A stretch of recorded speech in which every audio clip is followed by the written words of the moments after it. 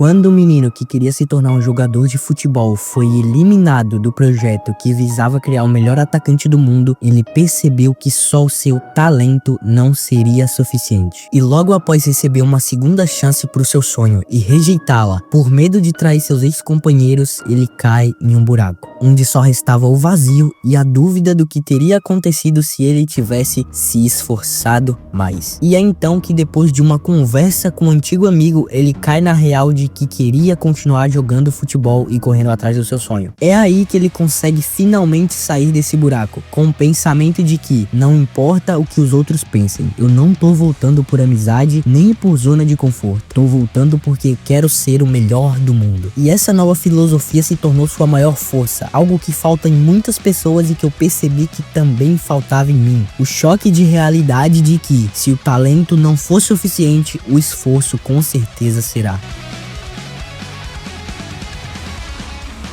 Na partida do Mannheim versus o Bastard na Liga Neo-Egoísta, Nag e Zag seguiam dois dilemas opostos. E Zag não estava jogando tão bem até conseguir desbloquear a Metavision. A partir daí, ele começou a se moldar durante o jogo e mesmo sem resultados visíveis, ele sabia que se continuasse assim, logo mostraria bons resultados, deixando claro que o resultado é o gol. Nag, por outro lado, já tinha bons resultados, marcou um gol cedo, estava indo bem, mas parecia que a qualquer momento tudo isso iria acabar. Agora, e se virarmos a lógica? E se em vez de pensar em quem ainda não mostra resultados, mas vai explodir a qualquer momento, nós olharmos para quem parece estar brilhando, mas se continuar do jeito que tá, vai perder tudo em breve. E isso é uma ideia bem assustadora, tá ligado? Porque e se essa pessoa fosse você? Você tá fazendo algo e acha que por estar obtendo bons resultados já tá tudo perfeito e nada de ruim pode acontecer. Enquanto outra pessoa que não aparenta tá indo muito bem, mas que na verdade tá aprendendo muito e logo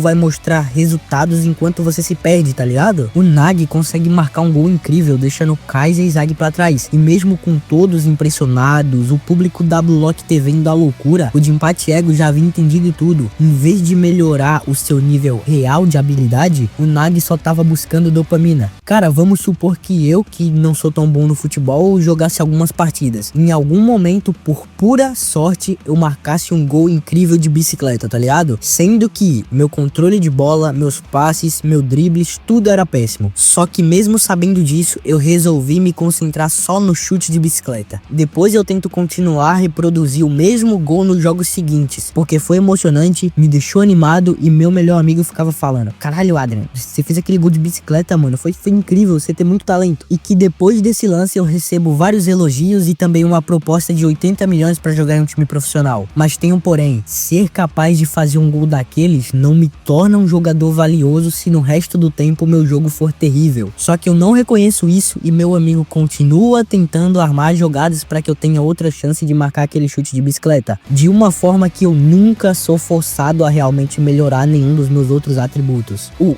gol de bicicleta é como um golpe de sorte na vida, algo fora do meu controle que aconteceu uma vez. Sêneca dizia que a sorte é o que acontece quando a preparação encontra a oportunidade, mas sem preparação contínua, a sorte não se repete. Antes de marcar o seu gol na partida contra o Bastard, o Nag sabia que não conseguiria vencer o Zag em seu estado atual, e ele estava frustrado com o fato de que tentar ser criativo e fazer suas próprias jogadas era algo muito difícil. Então ele pede pro Rel se juntar a ele novamente, embora reconheça que isso pode ser ruim a longo prazo, mas ele faz mesmo assim, porque torna tudo mais fácil e prazeroso por causa da habilidade do Rel, tá ligado? Vamos supor que você tá jogando algum jogo bem difícil, um Dark Souls da vida, mano, e você tá frustrado por não conseguir derrotar o boss em uma certa fase do jogo, mas em vez de aprender como melhorar, decorar moveset, estudar as skills do boss, você escolhe ir nas configurações e diminui a dificuldade do jogo. E o problema é que depois de fazer isso, você vai querer fazer sempre. Em 2021, a psicóloga chamada Carol Dweck, também escritora do livro Mindset, a nova psicologia do sucesso, recebeu 2 visitantes do time de futebol Blackburn Rovers. E o diretor de desempenho desse time suspeitava que muitos jogadores talentosos não estavam atingindo seu potencial. E a origem do problema era que a cultura do futebol britânico defendia a filosofia de que os craques nascem, eles não se tornam. Para essas pessoas, cara, se você não nasceu com talento para aquela parada específica, você não conseguiria alcançar o seu objetivo. Então, para resolver esse problema, o diretor pediu ajuda à psicóloga. E ela entendeu o motivo pelo qual algumas pessoas alcançam seu potencial, enquanto outras, preste atenção, enquanto outras que são igualmente talentosas não conseguem alcançar. Ela começou a estudar a motivação animal e ela descobriu que animais de laboratório às vezes não faziam o que eram capazes porque desistiam devido a repetidos fracassos. Depois ela começou a se perguntar como os humanos lidavam com fracasso também, o que leva uma criança realmente capaz de fazer algo a desistir diante do fracasso, enquanto outra que ao invés de desistir faz ganhar motivação.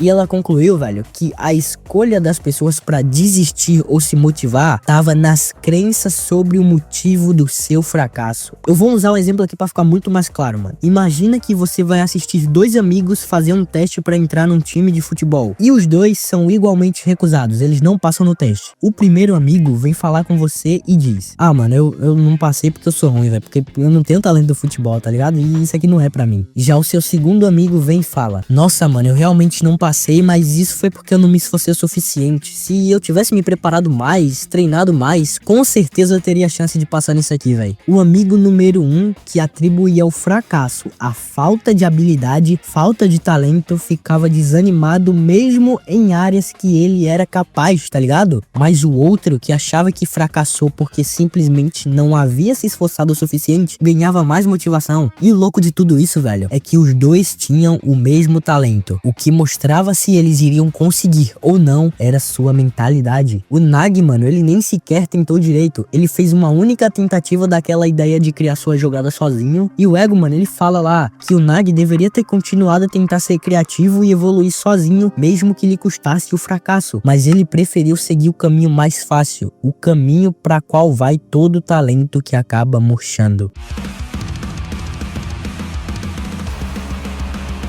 Após a partida do Manshine vs o Barça terminar, o de empate Ego mostra a classificação final, e Seishiro Nagi não fica entre os 23 primeiros colocados para representar o Japão na Copa Sub-20. Ele estava oficialmente eliminado do Blue Lock, mas seus companheiros Isagi e Rel questionam o Ego sobre a genialidade de Nagi, e que não fazia sentido desperdiçar um jogador tão talentoso, mas o Ego afirma que o talento de Nagi enfraqueceu, e que às vezes jogadores podem obter resultados além do seu talento, resultados que não poderiam ser obtidos e foram apenas sorte. E o gol do Nagi com os 5 voleios falsos contra o Bastard é o exemplo disso, mas o maior erro foi deixar esse gol convencer o Nagi de que ele havia realizado seu sonho de vencer o Izagi. Então o Ego faz a seguinte pergunta: qual é a maior causa de um talento enfraquecer? Perder a esperança? Desespero? Medo? Não. Nenhuma dessas. A maior causa é a satisfação. Nagi não tinha o que era preciso para vencer o Izagi, mas mesmo assim achou que ganhou por simplesmente ter feito um gol. E desde o início, o projeto Blue Lock foi criado com a ideia de achar o melhor jogador do mundo. Se o Nagi estava satisfeito com um objetivo inferior, não tinha porquê dele continuar lá. E a satisfação, cara, ela é nada mais, nada menos que a própria zona de conforto. E segundo a psicologia, a zona de conforto é um estado no qual uma pessoa opera em uma condição neutra à ansiedade. Tipo quando você dá desculpa a tudo que vai fazer. Ah, eu não vou correr hoje porque eu posso torcer o tornozelo. Eu não vou pra academia porque dói, porque cansa. É muito mais fácil ficar em casa deitado no sofá. Esse tipo de pessoa que segue uma rotina a qual não tenha riscos, tá ligado? Em 1908, 2 psicólogos observaram que camundongos ficavam mais motivados a completar labirintos quando recebiam choques elétricos. Mas acima de um certo limite, eles começaram a se esconder em vez de realizar alguma ação. Depois disso, comportamentos semelhantes foram observados em seres humanos. E o sentido disso é que quando nós recebemos estímulos que provocam ansiedade, nossas opções são enfrentar o problema ou fugir e se esconder dele. Então, velho, quando nós fugimos do problema, acabamos entrando na zona de conforto, tá ligado? Já quando a gente enfrenta o problema, podemos sair para algo que foi chamado de zona de crescimento. Segundo um estudo desses dois psicólogos, sair da zona de conforto e chegar à zona de crescimento exige seguir etapas e passar por diferentes zonas. Vamos usar aqui de exemplo uma pessoa sedentária que quer ir para academia. Ela sabe que tá na zona de conforto e sabe o que deve fazer. O primeiro passo, obviamente, é ir na academia, fazer inscrição e tudo mais, tá ligado? Só que depois da zona de conforto, onde ela ficava em casa mexendo no celular, ela começa a entrar na segunda fase, a zona do medo, que é onde a pessoa começa a enfrentar a ansiedade. Nossa, será que vão me julgar por ir à academia? Será que eu vou ir bem? Será que eu vou saber usar os aparelhos? Meu Deus, será que eu vou passar vergonha? Isso é normal, tá ligado? Todos nós sentimos ansiedade ao fazer algo novo e diferente. O importante é dar o primeiro passo. Só que quando você entra na zona do medo, existem duas opções: deixar a ansiedade te dominar e voltar para a zona de conforto, onde você não fazia nada, ou pode simplesmente bater no peito e falar: mano, eu vou seguir em frente, eu não vou desistir aqui. Usando novamente o exemplo da academia, mano, o cara tá lá com medo do julgamento, medo de errar e tudo mais. Só que mesmo assim ele fala: mano, eu vou fazer do mesmo jeito. Provavelmente eu vou errar a execução, eu vou falhar nas repetições com pouca carga, mas uma hora eu vou aprender. E é a partir daí, mano, como mostra no gráfico, que você sai da zona do medo e entra na zona de aprendizagem. Você começa a aprender mais sobre, tá ligado? E aí, velho, você já tá muito mais longe da zona de conforto, tá ligado? E por fim, o último estágio é a zona de crescimento, onde você encontra um propósito naquilo que você tá fazendo e as coisas começam a mudar, você se vê como uma pessoa nova. Um hábito recente que eu acabei adquirindo, mano, foi começar a escrever. E eu comecei a anotar e compartilhar tudo que eu vou aprendendo, velho, sobre negócios, filosofia, psicologia, e eu resolvi criar uma newsletter gratuita onde eu mando alguns textos toda semana. Se tu curte ler, velho, lá eu vou postar dicas, práticas, insights que eu tenho durante a semana, tá ligado? E se eu não me engano, nesse exato momento tem 2 textos lá, velho. Agora, voltando pro Nag, o capítulo 310 de Blue Lock é intitulado como Desiste Logo. E o engraçado é que é exatamente nesse capítulo onde Nag entende sua real paixão pelo futebol.